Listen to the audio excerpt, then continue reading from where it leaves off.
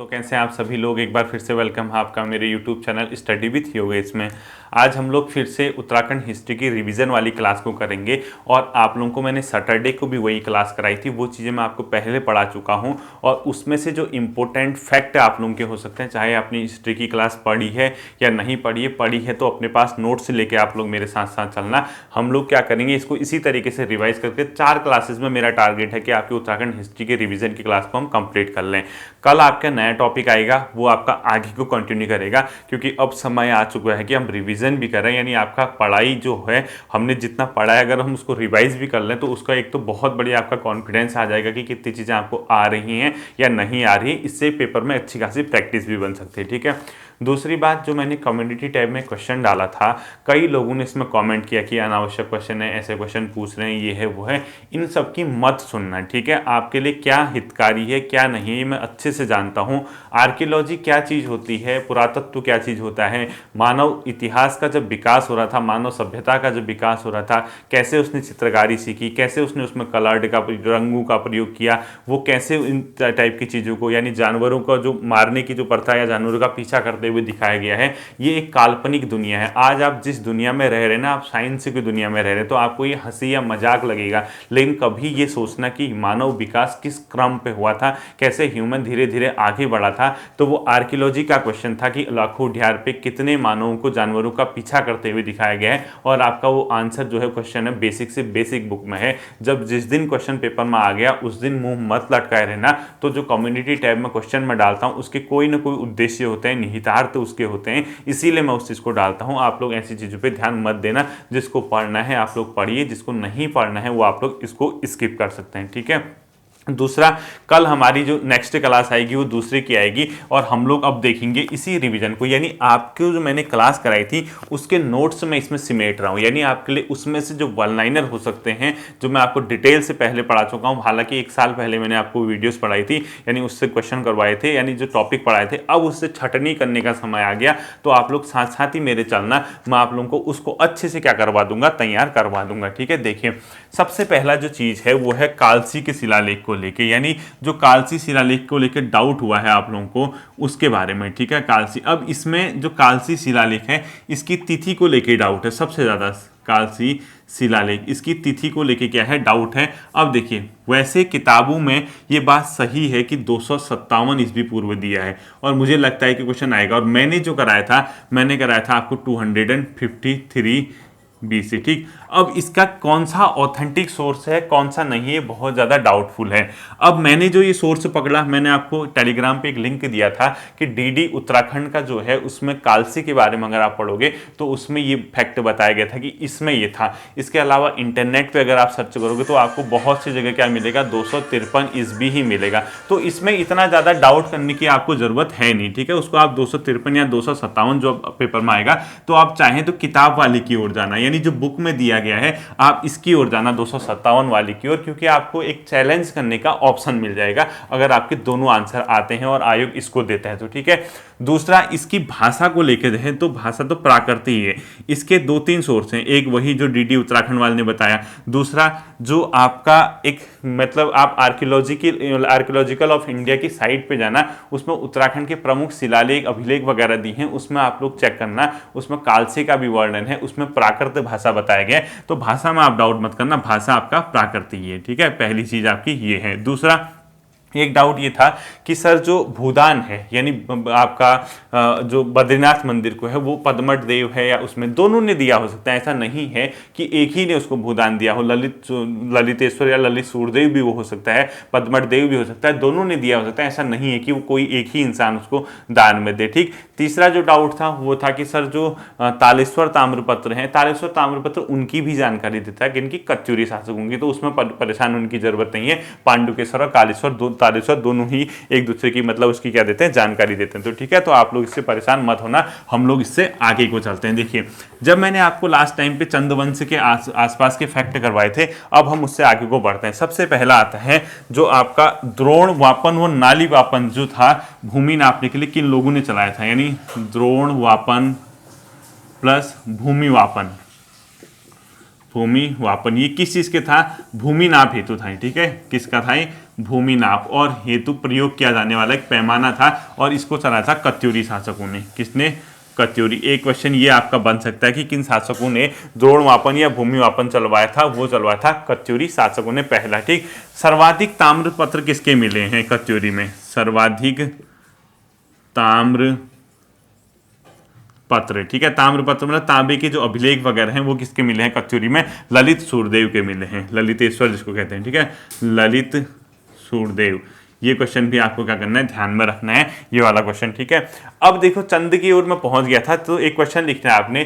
चंद शासन के समय यानी चंदू के समय पे एक बहुत इंपॉर्टेंट क्वेश्चन है, रेशम उत्पादन व रेशमी वस्त्र बनाने का कार्य किसके समय पे शुरू हुआ था? इंद्रचंद के समय। तो लिखो चंद वंश के समय, चंद वंश के समय किस शासक ने रेशमी वस्त्र, ठीक है, रेशमी वस्त्र व रेशम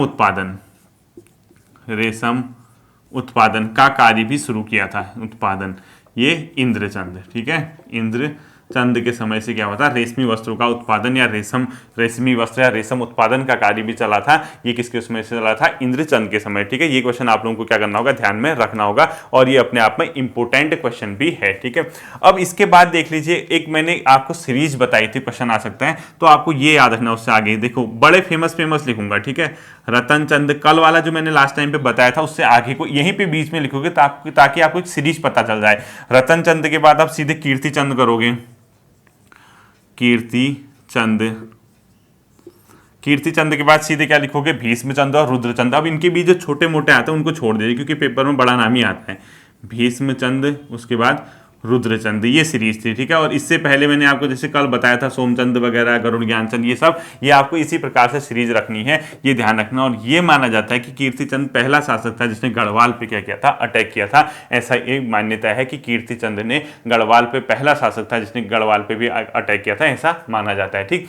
अब देखिए इसके बाद जो नेक्स्ट फैक्ट आता है आपका, एक आपने कराचल देव का नाम सुना होगा। 1223 का लेख जो है वो कहां से प्राप्त हुआ है? वो है बालेश्वर मंदिर चंपावत से, ठीक है। कराचल देव नेपाल का शासक था, तो लिखो कराचल देव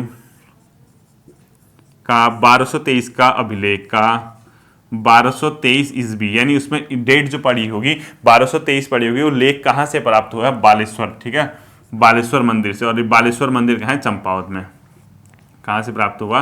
बालेश्वर मंदिर चंपावत से, ठीक है। ये बालेश्वर मंदिर कहां पड़ता है? अपने आप में चंपावत में पड़ता है। एक फैक्ट ये देखना अपनी कॉपी में, आप लोग उसको साथ साथ ही करते रहना, ठीक है। इस बालेश्वर मंदिर में 10 मांडलिक राजाओं के नामों का उल्लेख है। ये क्वेश्चन इंपोर्टेंट है, ठीक है। तो आपसे अगर पूछेगा कराचल देव के 1223 ईस्वी के लेख में कितने मांडलिक राजाओं का उल्लेख है, तो 10, ठीक है। 10 मांडलिक राजा मतलब जब ये लोग यहाँ शासन करते थे, इसमें लिखो 10 मांडलिक राजा। तो यहाँ पर अपने अधीनस्थ यानी जो अपने लोग थे इनके, उनको रख के जाते थे यहाँ शासन करने के लिए, उसको मांडलिक राजा बोला जाता था, ठीक है। 10 मांडलिक राजाओं का उल्लेख मिलता है इसमें। 10 मांडलिक राजाओं का उल्लेख मिलता है, ये भी आपको क्या करना होगा, ध्यान में रखना होगा। गोपेश्वर त्रिशूल लेख आपने सुना होगा, 1191 का है, जिसमें अशोक चल्ल के शासन की जानकारी मिलती है। तो क्वेश्चन लिखो, अशोक चल्ल का नाम उल्लेखित है, कहाँ मिलता है? अशोक चल्ल, ठीक है, अशोक चल्ल का नाम, अशोक चल्ल नाम का उल्लेख, अशोक चल्ल नाम का जो उल्लेख मिलता है वो कहाँ मिलता है? 1291 का एक शिलालेख है, एक लेख है मतलब गोपेश्वर का, सॉरी 1191 का, तो उसमें मिलता है, ठीक है। 1191 का गोपेश्वर लेख से, गोपेश्वर से प्राप्त हुआ है, गोपेश्वर लेख में इसकी जानकारी मिलती है, इनका नाम का उल्लेख इसमें मिलता है, ये ध्यान रखना है, ठीक है।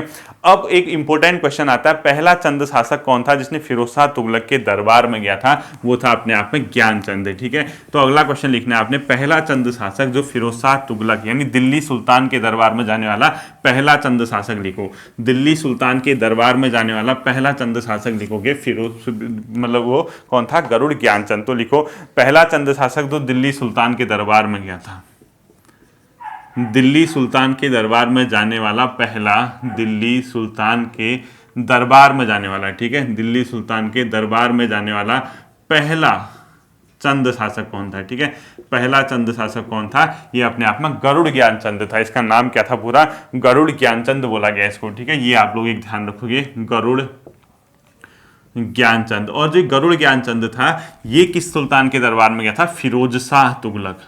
ये इंपॉर्टेंट है, ठीक है, फिरोज शाह तुगलक के दरबार में गया था। तो हमेशा याद रखना ये क्वेश्चन आपका पूछा जा सकता है कि किसके दरबार में गया था? फिरोज शाह तुगलक के दरबार में गया था, पहला चंद शासक जो दिल्ली सुल्तान के दरबार में गया था, और जिसको गरुड़ की उपाधि किसको मानी गई थी? गरुड़ ज्ञानचंद को, नाम से आप लोग लग रहा है, ठीक है। इसी के नाम पे एक ताम्रपत्र है जो बहुत इंपॉर्टेंट है, उसको बोलते हैं गोबासा ताम्रपत्र। ताम्र मतलब तांबे का, ठीक है। गोबासा ताम्रपत्र का संबंध लिखो, गोबासा ताम्रपत्र का संबंध लिखोगे आप लोग किससे? गरुड़ ज्ञानचंद से, ठीक है। किससे लिखोगे? गरुड़ ज्ञानचंद का है गोबासा ताम्रपत्र, ये भी ध्यान आपने रखना है। अब देखो गरुड़ ज्ञानचंद के बाद एक और नाम आता है, वो आता है उद्यान चंद। उसने क्या किया था? बालेश्वर मंदिर का जीर्णोद्धार। बालेश्वर मंदिर मतलब जो चंपावत में पड़ता है, तो लिखो बालेश्वर मंदिर का जीर्णोद्धार। बालेश्वर मंदिर का जीर्णोद्धार, बालेश्वर मंदिर का जीर्णोद्धार मतलब जीर्णोद्धार का मतलब रिपेयरिंग, ठीक है, रिपेयर करना। वो कौन था? उद्यान चंद था। उद्यान चंद ने क्या किया था? बालेश्वर के मंदिर का जीर्णोद्धार करने वाला उद्यान चंद था। अब क्या है? भारती चंद आता है, जिसके समय डोटी से चंद स्वतंत्र हुए थे। मोस्ट इंपोर्टेंट करना, डोटी राज्य से चंद को स्वतंत्रता किसके समय मिली थी? डोटी से चंदू को स्वतंत्रता, चंद राज्य को स्वतंत्रता लिखो, चंद राज्य को स्वतंत्रता डोटी से कब मिली थी? डोटी से चंद राज्य को स्वतंत्रता किसके समय मिली थी? अगर आपसे पूछता है तो ये इंपॉर्टेंट क्वेश्चन है, इसका आंसर आपको आना चाहिए, वो है भारती चंद, ठीक है। मोस्ट इंपोर्टेंट कर देना इसको, भारती चंद, ठीक। तो जो भारती चंद था उसके समय डोटी से चंदू को क्या मिला था? राज्य। तो डोटी से चंद राज्य स्वतंत्र हुआ था, उससे पहले उनके कब्जे में था। इस सारी डिटेल मैंने आपको बताई हुई है, पहले आपको ये पता होना चाहिए, ठीक है। इसी भारती चंद के समय पे नायक जाति की क्या हुई थी? उत्पत्ति हुई थी, ठीक है। तो लिखो नायक जाति की उत्पत्ति किसके समय हुई थी? नायक जाति की उत्पत्ति, नायक जाति की उत्पत्ति किसके समय हुई थी? क्वेश्चन लिखना आप लोग, या आप लोग लिखोगे भारती चंद के समय नायक जाति की क्या हुई थी? उत्पत्ति हुई थी। एक क्वेश्चन आपसे ये भी पूछा जा सकता है कि जो भारती चंद है उसके समय पे किसकी उत्पत्ति, यानी कौन सी जाति की? नायक जाति की, ठीक है। इसी भारती चंद के बारे में मैंने आपको एक मोस्ट इंपोर्टेंट फैक्ट बताया था, कुमाऊं की एक वीरंगना थी, यानी कुमाऊं की एक वीर रानी थी। तो उसके जैसे एक पवाड़े और भड़े, आपने भवड़े नाम सुना होगा, पवारे या भड़े टाइप का कुछ नाम होता है, वो क्या होती है? पुरानी लोक गाथाएं, या एक प्रकार के एक जो पहले बताते थे ना, ऐसा होता था, ये होता था, उनको कुमाऊं वगैरह में पवाड़े बोला जाता है, ठीक है, यानी लोक मान्यताएं एक प्रकार की। तो उस लोक पवाड़ों में जो भारती चंद है उसके साथ कुमाऊं की एक वीरंगना है जिसका नाम है भागा धौनियान, उसके साथ द्वंद्व युद्ध का वर्णन मिलता है। तो भारती चंद के साथ लिखोगे ऐसे लाइन करके, तो कुमाऊं की रानी वीरंगना, कुमाऊं की वीरंगना लिखो, कुमाऊं की वीरंगना, इसका नाम जो है कुमाऊं की वीरंगना, उसका नाम है अपने आप में भागा धौनियान। क्या लिखोगे?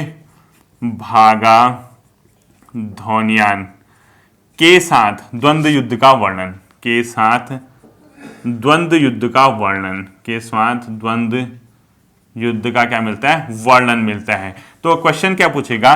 कुमाऊं में जो क्या होते हैं अपने आप में पवाड़े या भड़ाके जो होते हैं, उसमें द्वंद्व युद्ध का वर्णन किसके, मतलब किस चंद शासक का मिलता है?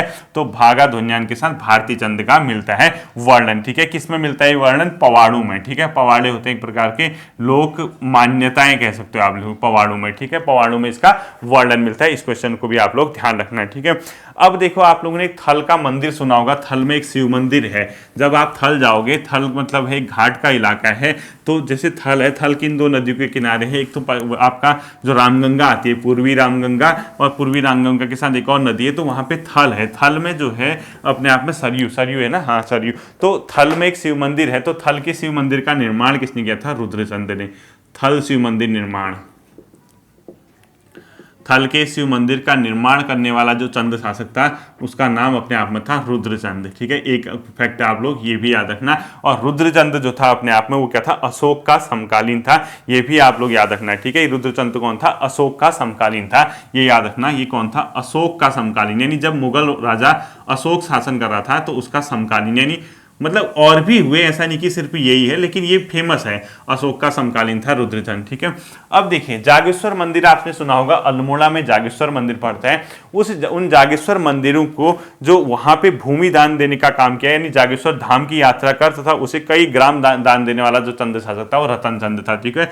तो लिखो जागेश्वर धाम की यात्रा कर, जागेश्वर धाम की यात्रा कर उसे कई ग्राम दान दिए, उसे कई ग्राम दान देने वाला जो शासक था वो था रतन चंद, ठीक है, रतन चंद था। रतन चंद के बारे में इस फैक्ट को आप लोग क्या करोगे, ध्यान में रखोगे। अब आता है राजधानी का शिफ्ट। चंदू की स्टार्टिंग में राजधानी थी चंपावत, और उस राजधानी को जो शिफ्ट किया गया था वो भीष्म चंद के समय किया गया था, और उसको कंप्लीटली जो राजधानी का निर्माण किया या उसका कंस्ट्रक्शन वगैरह किया, किले वगैरह बनाने का, वो कल्याण चंद के समय से हुआ था। तो आप लोग लिखोगे राजधानी को चंपावत से अल्मोड़ा शिफ्ट, राजधानी यानी चंद की पूरा लिखना, चंद वंश की राजधानी अल्मोड़ा से, ये आता है आपको, ठीक है, अल्मोड़ा से मतलब चंपावत से अल्मोड़ा शिफ्ट, चंपावत से अल्मोड़ा जो शिफ्ट की गई थी कि यानी राजधानी स्थानांतरित की गई थी, वो किस कब हुई थी, 1563 ईस्वी में, ठीक है, 1563 किसके समय हुई थी, भीष्म चंद के समय हुई थी, ठीक है। और जो राजधानी शिफ्ट की गई थी इसको कल्याण चंद ने इसको क्या किया था, पूर्ण किया था, यानी इसका राजधानी का काम पूर्ण रूप से शिफ्ट करने वाला कल्याण चंद था, ठीक है, कल्याण चंद के समय में पूर्णतः शिफ्ट हो गई थी, और इसने यहाँ का आगे का इसमें राजधानी निर्माण में इसने काम किया था, ये भी आपको ध्यान रखना है, ठीक है। अब देखो, एक जैसे मैंने रुद्रचंद के बारे में पढ़ा था, रुद्रचंद के बारे में जो नेक्स्ट फैक्ट आता है इसको मैं इरेज कर रहा हूँ नीचे का, ठीक है। इसने क्या किया था, अकबर से 84 माल यानी तराई का इलाका क्या लिया था उपहार स्वरूप, यानी इसको प्राप्त हुआ था। तो आपको एक क्वेश्चन ये रखना है, तराई पर हुसैन खां टुकड़िया का कब्जा किसके समय हुआ था, वो था रुद्रचंद के समय में। एक क्वेश्चन ये आता है, तराई का इलाका जो ये रुद्रपुर बाजपुर ये इलाके है ना आपका, ये तराई किच्छा वगैरह, तो तराई पर हुसैन खां टुकड़िया, तराई पर हुसैन खां टुकड़िया, ठीक है, हुसैन खां टुकड़िया का कब्जा किसके समय हुआ पूछेगा आपसे, तो रुद्रचंद, कब्जा किसके समय हुआ था, रुद्रचंद के समय हुआ था। एक फैक्ट आपको ये याद रखना है। और इसी रुद्रचंद के समय क्या हुआ था, इसने अकबर के दरबार में गया था मदद लेने के लिए, और ये अकबर को क्या देके आया वहां पे, तिब्बती या कस्तूरी हिरण की खाल वगैरह भेंट करके आया। तो या इसको लिखे हुए रुद्रचंद के समय पे अकबर के दरबार में करके उसे भेंट देके आया, अकबर के दरबार में कई उपहार देके आया, ठीक है, अकबर के दरबार में कई उपहार देके अपने आप में ये आया था, कई उपहार देके आया, जैसे तिब्बती हिरन या याक की जो खाल है या इस प्रकार की चीजें हैं वो देके आया था इसको। तो आप लोगों को ये वाला फैक्ट याद रखना है, ठीक है। अब इसमें एक चीज और याद रखना, जैसे ये अकबर है, इसने अकबर जो मुगल सेना है उसकी रुद्रचंद ने एक नागौर का अभियान था उसमें मदद की थी, उसी के एवज में 84 माल का इलाका अकबर ने रुद्रचंद को दान स्वरूप दिया था, यानी उसमें भेंट स्वरूप दिया था, ठीक है। तो अकबर को आप लोग ये याद रखना कि अकबर ने द्वारा 84 माल परगना किसको दिया था, रुद्रचंद को। तो आप क्वेश्चन फॉर्म पे लिखोगे अकबर ने 84 माल परगना दिया, अकबर ने 84 माल परगना, 84 माल परगना किसको दिया, ठीक है, 84 माल परगना को ब्रैकेट में लिखो तराई, ठीक है, परगना, तराई का जो इलाका है रुद्रपुर वगैरह वाला इलाका, कि अकबर ने 84 माल परगना किसे दिया, रुद्रचंद को। और किस अभियान के बाद, क्योंकि रुद्रचंद ने क्या किया था, एक नागौर के अभियान में मुगल सेनाओं जो सेनापति थे, मुगल सेना थी उसकी हेल्प की थी इन लोगों ने। तो नागौर अभियान के बाद लिख दो ब्रैकेट में, नागौर अभियान के बाद, नागौर अभियान के बाद, ठीक है, नागौर अभियान के बाद इसको ये वाला इलाका मिला था, आप लोगों को ये याद रखना है, ठीक है। इसी ने अकबर ने अल्मोड़ा के मल्ला महल किले का निर्माण किया और धर्म निर्णय नामक पुस्तक भी इसने अपने शासन में लिखवाई, ठीक है। तो लिखो मल्ला महल निर्माण, मल्ला महल निर्माण, साथ ही साथ इसने धर्म निर्णय पुस्तक लिखवाई, ये मोस्ट इंपोर्टेंट है, ठीक है। धर्म निर्णय पुस्तक लिखाने वाला कौन था, धर्म निर्णय पुस्तक क्या की थी इसने, लिखवाई थी, ठीक है। धर्म निर्णय पुस्तक क्या कर रहा था, लिखवाया था अपने शासनकाल में, वो कौन था, लिखवाया, ये रुद्रचंद था। इसको आप लोगों ने क्या करना है, ध्यान में रखना है, ठीक है। इससे आगे वाला फैक्ट आप लोग देखिए, जो नेक्स्ट फैक्ट आता है इसको जल्दी से नोट कर लीजिए, या आप लोग इसको रिवाइज करना है आपने, ठीक है। और अपनी कॉपी में साथ साथ ही इसको लेके चलोगे, जितना मैं करा रहा हूं अपनी कॉपी में इसको हाईलाइट करो या कुछ भी करो, बस ये फैक्ट तो कम से कम हिस्ट्री के याद रहने चाहिए आप लोगों के।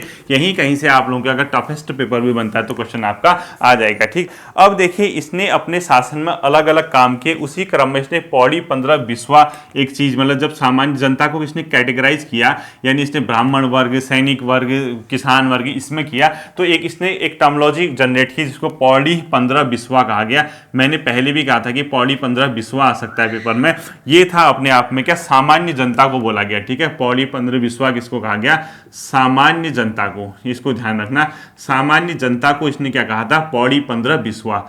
ये रुद्रचंद के समय में इसको कैटेगराइज किया गया था। ये भी आप लोग को क्या करना है, ध्यान रखना है। अब आते हैं इससे आगे के शासक जितने मैंने आपको कराए थे।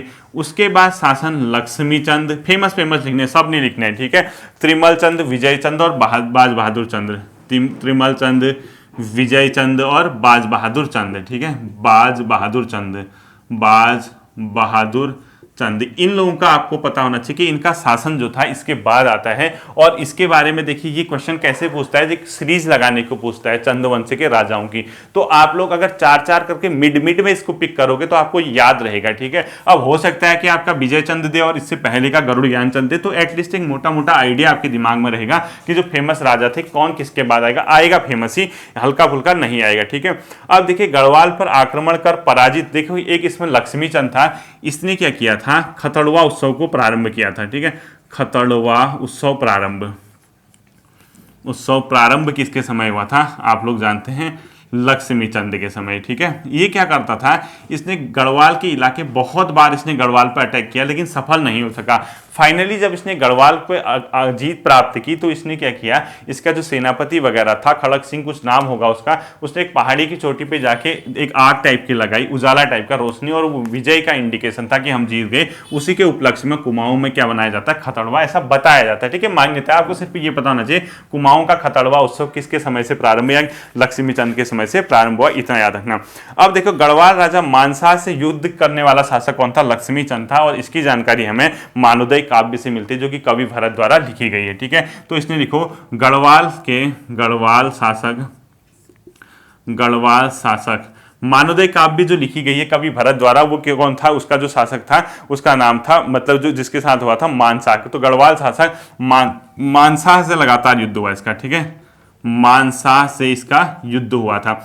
उसी के उपरांत इसकी जानकारी हमें कहां से मिलती है, मानोदय काव्य। तो आपसे पेपर में पूछता है मानोदय काव्य किसके द्वारा लिखी गई, मोस्ट इंपोर्टेंट कर देना, कवि भरत, ठीक है, कवि भरत, जो कि इसके दरबार में था मानसा के।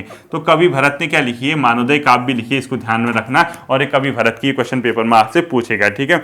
अब देखो ये लक्ष्मी चंद जैसे अपने आप में रुद्रचंद अकबर के दरबार में गया था, ये क्या करके आया, जहांगीर के दरबार में जाके उसको भेंट करके आने वाला शासक कौन था, लक्ष्मी चंद। एक क्वेश्चन ये भी पूछता है, मुगल बादशाह जहांगीर के दरबार में भेंट, जहांगीर के दरबार में जाकर भेंट करके दे के आने वाला, दरबार में भेंट दे के आने वाला शासक कौन था, लक्ष्मी चंद था। ये क्वेश्चन भी आप लोग क्या रखोगे, अपने दिमाग में रखोगे, ठीक है। इससे भी आपका पेपर में क्वेश्चन आएगा। अब देखिए इसके बाद जो आता है, इसका नेक्स्ट मैंने फैक्ट निकाला है, किसने शौकों के अधिकार व कर्तव्य निर्धारित करने तो दारमा घाटी की व्यवस्था की थी, लक्ष्मी चंद।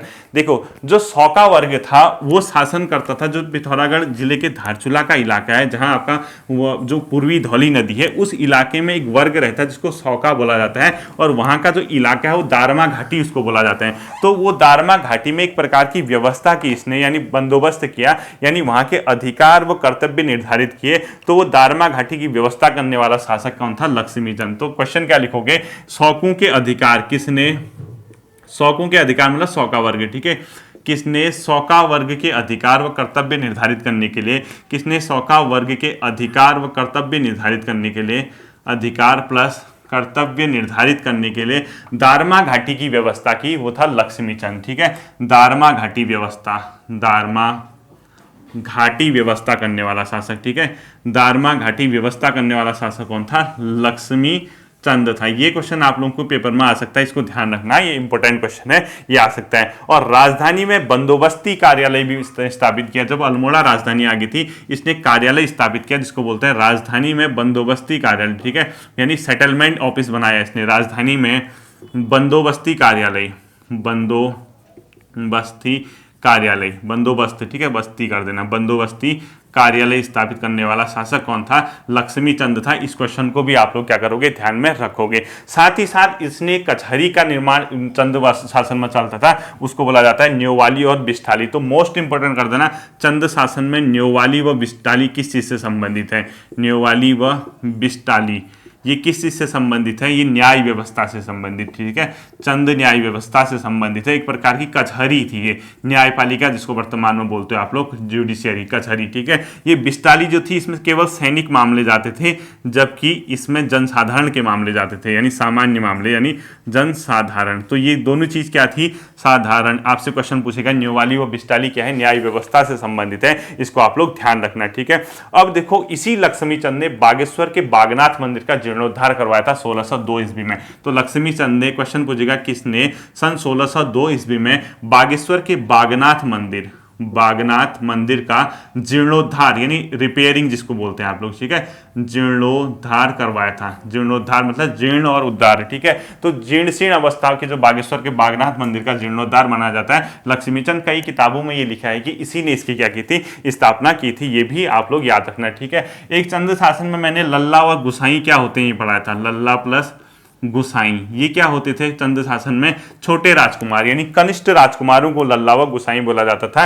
यानी कनिष्ठ राजकुमार यानी छोटे राजकुमार जो होते थे, कनिष्ठ राजकुमार। ये भी आपको क्या करना है? ध्यान में रखना है, ठीक है। लल्ला व गुसाई कौन होते हैं? कनिष्ठ, ठीक है। अब देखिए एक मोस्ट इंपोर्टेंट क्वेश्चन जो मैंने आपसे कल कम्युनिटी टैब में आपको मैंने पोस्ट किया था। मैंने क्या किया था? कौन सा एक ऐसा चंद्रवंश का राजा था जिसने दैवी सिद्धांत क्या कहता था? आपको बता देता हूं, ये पॉलिटिकल साइंस का टर्मिनोलॉजी है। दैवी सिद्धांत में ये माना जाता है कि जो राजा है वो ईश्वर ने उसको धरती पे भेजा है शासन करने के लिए, और दैवी सिद्धांत के तहत ही वो शासन कर रहा है। उसका आदेश भगवान का आदेश माना जाए, ये माना गया, ठीक है। किसने दैवी सिद्धांत के तहत स्वयं को नारायण घोषित किया? स्वयं को नारायण यानी विष्णु, स्वयं को नारायण घोषित करने वाला जो शासक था जिसको विष्णु बोलते हैं, तो आप लोग कौन था? बाज बहादुर चंद। ये क्वेश्चन मैंने कल आपके कम्युनिटी टैब में भी क्या किया था? पोस्ट किया था। इसको भी ध्यान रखना है, ठीक है।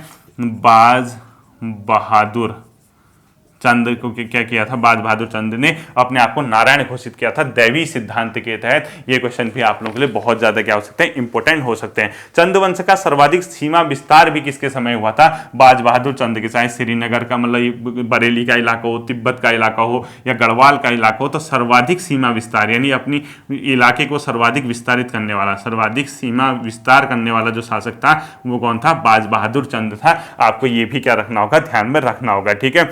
अब शाहजहां का समकालीन था बाज बहादुर चंद, और औरंगजेब का भी समकालीन था।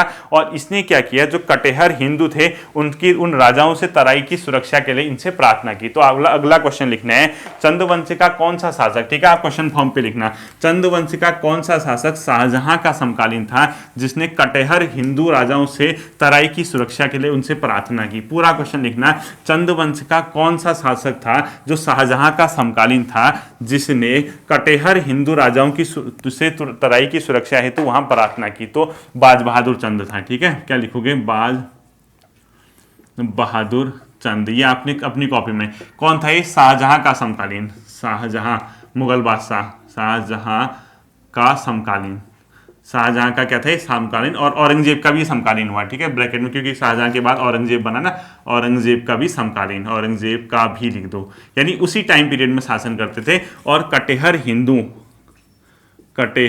हिंदुओं से तराई की सुरक्षा, कटेहर हिंदू से तराई सुरक्षा के लिए इसने क्या किया था? तराई सुरक्षा हेतु प्रार्थना की थी। इसने हेतु प्रार्थना की थी। किसने? अपने आप में ये बाज बहादुर चंद ने। और किससे प्रार्थना की थी? शाहजहां से की थी, मुगल सेना से इसने क्या की? मुगलों से, शाहजहां से मतलब ये की थी प्रार्थना। और मोस्ट इंपोर्टेंट क्वेश्चन याद रखना, 1658-59 ईस्वी में मुगल शासन वंश में उत्तराधिकार का युद्ध चला था। 1658-59 ईस्वी में उत्तराधिकार युद्ध। ये क्या हुआ था? जब शाहजहां की मृत्यु हो गई थी, उसके पुत्रों के बीच गद्दी को लेके कौन शासक बनेगा? शाहजहां। उत्तराधिकार का युद्ध हुआ था 58-59 के समथिंग ही है, ठीक है, 57-58 के आसपास। इस उत्तराधिकार युद्ध में विजय किसकी हुई थी? जीएस का क्वेश्चन है। विजय किसकी हुई थी? औरंगजेब की। औरंगजेब, ये क्वेश्चन जीएस में पूछेगा आपसे, ठीक है, औरंगजेब की। तो औरंगजेब ने किसको पराजित किया? दारा शिकोह को पराजित किया। और दारा शिकोह का जो पुत्र था उसका नाम था सुलेमान शिकोह। वो वहां से भाग के वो कहां चला गया? स्टार्टिंग में कुमाऊं के राजा बाज बहादुर के दरबार में, और उसका नाम था सुलेमान शिकोह। मान सिको, ठीक है, सुलेमान सिको। तो ये जो सुलेमान सिको था, इसको बाज बहादुर चंद ने गोली दे दी, गोटी दे दी, यानी एक प्रकार का लालच देके कूटनीति के माध्यम से इसको गढ़वाल की ओर क्या कर दिया, सुलेमान सिको को शिफ्ट कर दिया। तो आप मुझे कमेंट बताओगे, सुलेमान सिको उत्तराधिकार युद्ध में पराजित होने के बाद किस गढ़वाल दरबार के नरेश में शरण लेने गया था? आप पृथ्वी शाह मारते हो, आप क्या मारते हो, आप जानो। तो याद रखना, सुलेमान सिको कहां भाग गया था? गढ़वाल। तो क्वेश्चन क्या पूछेगा, उत्तराधिकार युद्ध में पराजित होने के बाद सुलेमान सिको ने पहले किस चंद शासक के दरबार में शरण ली? बाज बहादुर चंद ने, ठीक है। तो इसने कूटनीति के माध्यम से इसको कहां भेज दिया? गढ़वाल नरेश के वहां शिफ्ट कर दिया। मैंने इसको अच्छे खासे तरीके से आपको शिफ्ट बताया था। तो क्वेश्चन फॉर्म पे लिखो, क्वेश्चन लिखो आपने, सुलेमान सिको ने प्रारंभ में किस चंद शासक के दरबार में शरण ली? सुलेमान सिको ने किस चंद शासक के दरबार में प्रारंभ में शरण ली? बाज बहादुर चंद। और उसने उसको वहां से क्या किया, बेला फुसला के कहां भेज दिया? मुगल दरबार में, मतलब सॉरी, किसके दरबार में? गढ़वाल दरबार में। एक मैंने आपको बताया था गूंठ भूमि क्या होती थी। जनरली ये गूंठ भूमि एक धार्मिक कार्य के लिए दी जाती थी, यानी मंदिरों के रखरखाव के लिए चंद शासक देते थे, मंदिरों की देखभाल हेतु जो देते थे, ठीक है, मंदिरों की देखभाल हेतु, मंदिरों की देखभाल हेतु कौन सी भूमि दी जाती थी? गूढ़ भूमि दी जाती थी। ये भी आपको पता होना चाहिए। हूणियों का दमन किसने किया? हूण आक्रमण करते थे, ठीक है, वो बाज बहादुर चंद ने ही किया। हूणियों का दमन, तिब्बत से इनका क्या होता था? अटैक होता था, हूणी बोलते थे। मोस्ट इंपोर्टेंट क्वेश्चन है, बाज बहादुर चंद, बाज बहादुर चंद के समय क्या हुआ था? हूणियों का दमन हुआ था। ये भी आप लोगों को याद रखना है। और गढ़वाल से नंदा देवी की मूर्ति अल्मोड़ा में भी इसने स्थापित की थी। हालांकि इसका दूसरा फैक्ट है, स्वर्ण मूर्ति जो नंदा देवी के मंदिर में स्थापित करने वाला शासक था, उसका नाम भी आएगा। तो एक फैक्ट लिख लो, अगर ये थोड़ा सा कंफ्यूजिंग फैक्ट है, ठीक है। आपको बाज बहादुर चंद भी दिखेगा और आपको कौन दिखेगा दूसरा, अभी मैं बताता हूँ, ज्ञानचंद वगैरह जो भी है अभी आगे आएगा। तो आप लोगों को देखना एक क्वेश्चन, इस पर डाउटफुल लगाना स्टार, ठीक है। एक ही ऑप्शन आएगा, लिखो गढ़वाल से नंदा देवी मूर्ति, नंदा देवी मूर्ति अल्मोड़ा लेके आया, ऐसा बताया जाता है इसके बारे में, ठीक है, अल्मोड़ा लाया। अब ये क्वेश्चन बहुत डाउटफुल है, एक ही ऑप्शन आएगा आपको, जयगढ़ बाज बहादुर चंद, या दूसरा अभी आपको मैं बताता हूँ, इसके बारे में देखना है, ठीक है। अब इसने क्या किया, इसके समय में एक सिरती, यानी सिरती कैसा कर होता था? नकद कर। सिरती क्या था? नकद कर होता था, यानी कैश में, नकद कर, यानी आप उधार वगैरह नहीं दोगे। सिरती क्या था? नकद कर था। और इसने सिरती जो था वो भोटियों और होड़ियों से नकद कर लिया था, यानी सिरती जो था भोटिया प्लस होणों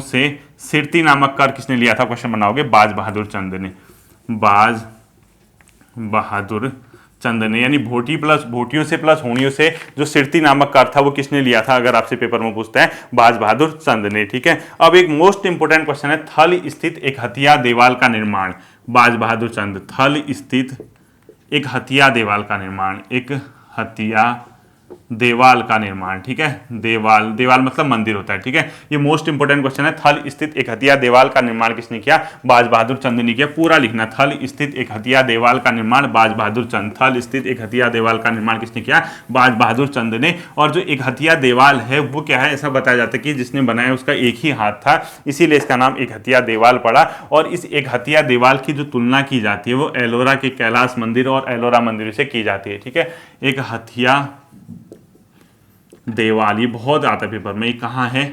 थल के पास स्थित है, पिथौरागढ़ जिले में, ठीक है। ये थल कहाँ पड़ता है? पिथौरागढ़ जिले में। और इसकी जो तुलना की जाती है वो किस चीज़ से की जाती है? एलोरा प्लस कैलाश मंदिर जैसा बताया जाता है इसको, ठीक है। एलोरा प्लस कैलाश मंदिर, ये एलोरा की गुफाएं कहाँ है? महाराष्ट्र में। कैलाश मंदिर से इसकी क्या की जाती है? तुलना। और ये बनाया कितना था? बाज बहादुर चंद, BBC लिख दिया मैंने, ठीक है, बाज बहादुर चंद, इसको आप लोग ध्यान रखना। अब देखो, गढ़वाल पर किसके आक्रमण से, मतलब गढ़वाल पर किसके आक्रमण स्वरूप मेदिनी शाह द्वारा औरंगजेब से शिकायत की गई थी? तो ये था बाज बहादुर चंद, ठीक है। तो लिखो, गढ़वाल पर मेदिनी शाह ने किसके आक्रमण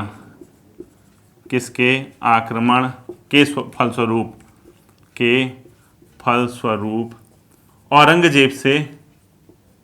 औरंगजेब मुगल बादशाह, ठीक है, औरंगजेब से मदद ली या औरंगजेब से शिकायत की, क्योंकि गलत तरीके से गलत नीति से कर रहा है, वो था बाज बहादुर चंद। ये बार बार अटैक कर रहा था, तो औरंगजेब के दरबार में कौन चला गया था अपने आप में, मेदिनी शाह चला गया था। ये आप लोग याद रखना, ठीक है। इसके बाद जो शासक आते हैं, 3-4 शासक आते हैं, उद्योगचंद, ज्ञानचंद, जगतचंद और देवीचंद, ठीक है। नेक्स्ट क्रम लिखोगे आप लोग, उद्योगचंद, ज्ञानचंद, देवीचंद और जगतचंद, मतलब उद्योगचंद, इसके बाद जो आता है दूसरा आता है ज्ञानचंद, ये गरुड़ ज्ञानचंद नहीं है, फिर उसके बाद अपने आप में जगतचंद और देवीचंद, जगतचंद और देवीचंद आते हैं। नेक्स्ट जो शासक आते हैं, ये आपको उसके सीरीज पे याद रखना होगा, ठीक है। 4-5 फैक्ट बचे हैं, वो आप लोग देख लेना। इसी के साथ हम लोग क्या कर देंगे, आज की क्लास को एंड कर देंगे। देखिए, इसके बाद जो अगला शासक आता है, आपका अगला क्वेश्चन आता है, डोटी प्लस गढ़वाल के संयुक्त कुमाऊं अभियान को किसने रोका, वो था उद्योगचंद। डोटी एक जगह से शासन कर, मतलब अटैक कर रहे थे, यानी पूर्वी भाग से, प्लस गढ़वाल वाले पश्चिम से। डोटी प्लस गढ़वाल के संयुक्त अभियान को रोका, यानी कंबाइंड होके वो लड़ रहे थे, ठीक है। संयुक्त अभियान को रोका, किसने रोका, वो उद्योगचंद ने रोका था। ये आप लोग ध्यान रखना, ठीक है। उसका आंसर क्या होगा, उद्योगचंद होगा, ये आप लोग ध्यान रखोगे। मेदिनी शाह के साथ इसी क्रम में इसने 1680 में संधि की थी।